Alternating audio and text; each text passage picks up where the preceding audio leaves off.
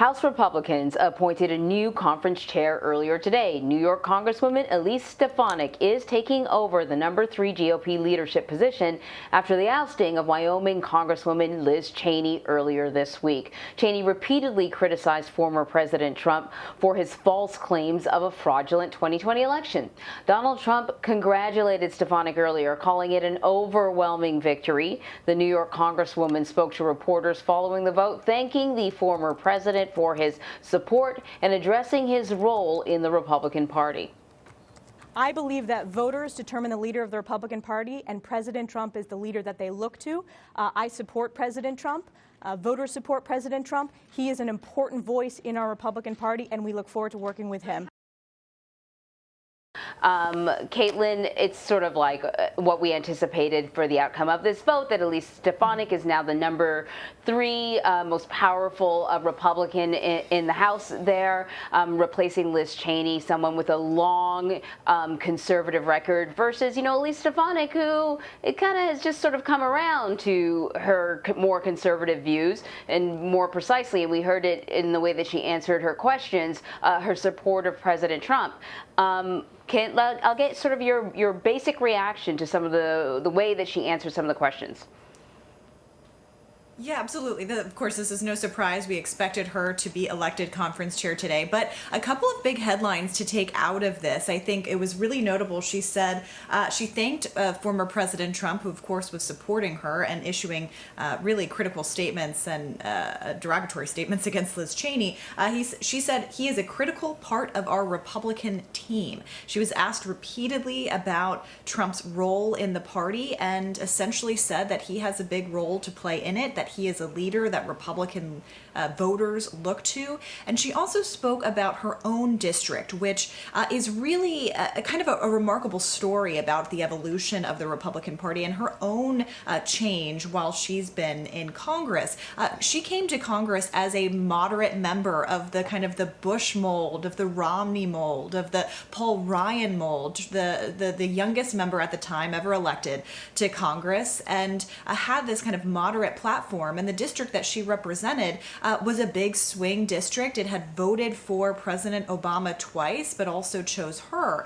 And then in the past 2 elections, it voted for President Trump, former President Trump, both times as well. So she noted that that kind of shows the evolution of the party. And as we've seen over the course of the past couple of years, Stefanik, too, has grown from that kind of traditional Republican to the Trump Republican, fully endearing herself to the former president and speaking very highly of him at this conference. So why should we all care about the number 3 in leadership of the House Republican Party? Well, it tells us a lot about where the Republican Party is right now, especially as they're trying to figure out how to gain back power in Washington. After the 2020 election, after Trump lost, after Republicans lost the Senate, there is this big question about how Republicans would grapple with the former president. Then, of course, you had the attacks on the Capitol, which the former president had encouraged, and you still have this questioning among the Republican Party base about the election results without any evidence, and this really kind of speaks to kind of how the party sees itself. It needs Trump supporters. Republicans often talk about how they want to, keep a lot of Trump's policies and keep a lot of his voters in the fold. He was able to bring over working class voters, for example. But at the same time, you heard them say, look, we are a unified front. We want to move on. We want to focus on Biden. You still have a lot of their members and a lot of base Republican voters focusing on the past. Of course, the former president is chief among them. Caitlin, Congresswoman Stefanik, in her remarks to the press there, made a couple of interesting points. She said that Joe Biden, the president, the duly elected president of the United States, has broken his promise about bipartisanship. Remind me what was happening in the Oval Office yesterday. That's right. Well, he was sitting down with Republican senators to focus on an infrastructure plan. Biden, of course, did campaign as someone who could be able to work across the aisle to get big legislation done. When they passed the COVID relief bill, they didn't get any Republican support, and Democrats went at it alone because they could use the reconciliation process. So Republicans have really focused on that, and saying that they were left out of the process and trying to kind of campaign on that message. They have come to the table, Republicans have, on infrastructure, and they have a lot of political incentives for an infrastructure package. They don't agree with the president on what it actually looks like, what constitutes infrastructure, how you pay for it, but it is important to their constituents to get something done on improving roads and bridges and broadband around this country.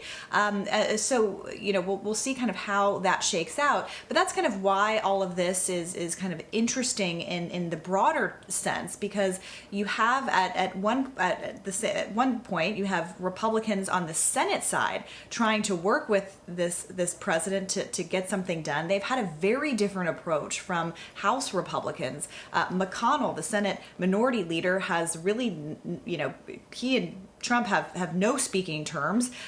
He has very much tried to focus his conference on moving forward, on opposing Biden's policies when they see fit, on trying to find some areas of common ground, like on infrastructure, although they're still far apart. McCarthy, however, has had a very different approach. He has gone down to Mar-a-Lago to meet with former President Trump, has continued to embrace him, and that's because they saw that in the last election, while Republicans lost the Senate, Republicans actually on the House side gained many seats, and there are only 5. The Democratic majority is only 5 members. It's a very slim margin. So Republicans on the House side feel like they need the president's support and his supporters to be able to win back the House. But it's a very different dynamic on the Senate side, and that's kind of showing how this party is approaching this in different ways.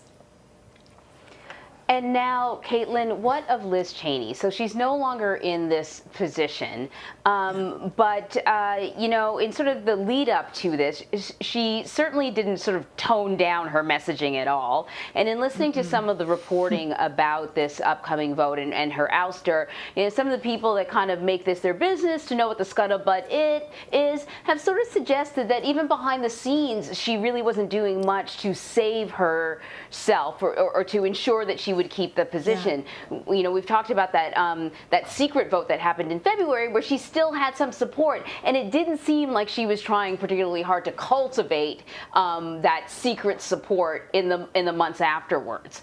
What do we know about her influence moving forward within the party? What is the expectation? She's obviously not going to stay quiet.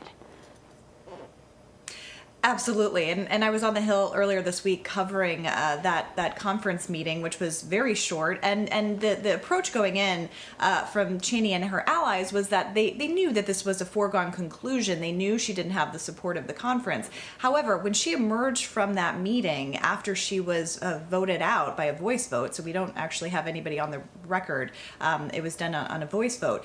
When she emerged from that meeting, I thought it was really striking that she immediately spoke to reporters. She said that, she essentially was making the point that while she lost the immediate battle, she's not at all surrendering the larger fight. In fact, she now has arguably an even larger platform to put forward her message. So she spoke to reporters right after. She sat down for an exclusive interview with Savannah Guthrie. As you know, she sat down. She also did an interview with Fox News last night where she challenged the network to speak truth about the former president. And she did a radio interview in New Hampshire today, of course, raising speculation about perhaps a 2024 run. And she's making clear that she is seeking out national platforms to push her message and is not backing down in any way. The question, however, is what is the constituency for that message within the Republican Party? She's been asked repeatedly, are you going to leave the party? She said no. And, she's been a member of it longer, and of course her family has been a member of it really longer than the former president has. But given the dynamics that we're seeing in the conference right now, I mean, where is the support for that kind of message? It's unclear. Republicans on the Senate side argue that they need to get back voters that left them, especially in the suburbs, that didn't like Trump's behavior, didn't like his rhetoric, but may be more inclined to Republican policies. That's kind of where Cheney has been focusing. On the House side, however, given the makeup of these districts, it's a little bit of a different dynamic. Caitlin, before we let you go, just real quick, one last point on that. How can Republicans put policies together if they, the leadership can say what they just said for the purposes of television cameras, but that vote for Elise Stefanik was not unanimous. There are members in the Republican Party who are not supportive of President Trump. So if they've got this battle, I get that the top three are all Trumpistas, but if they've got this battle brewing within the party, how well can they put forth ideas that counteract what the Democrats, led by President Biden, is trying to do? Right, it's a good question about whether and how this interferes with their broader message. And when you talk to Republicans on Capitol Hill, even those who have been critical of the president, former president, are supportive of a lot of the policies that he put forward and the voters that he was able to bring into the party. And they know that they need to keep that base of support in order to win elections again. But there are also a lot of them who say, look, we also lost a lot of voters that we need to get back, especially those in the suburbs, especially women. And whether this has an effect on that, it is really a question heading into next year's midterms. On the Senate side, as they've been trying to work on an infrastructure package with the current president, they haven't been engaging in this issue on the House side at all. They've been trying to focus squarely on this issue in front of them. But you heard lawmakers today say that they want to present a united front and focus on opposing Biden's policies. So whether this allows them to do that, they certainly hope so, but it remains an open question, especially since you have Trump weighing in nearly every week, almost every day, still questioning the results of the 2020 election. So as much as this leadership team presents a united front around policy, will they be continued to ask about Trump and his comments, especially as they say that he still has a big role to play, a significant, critical role to play in the party? All right. Caitlin Huey-Burns for us. Caitlin, as always, we appreciate it. Thank you very much.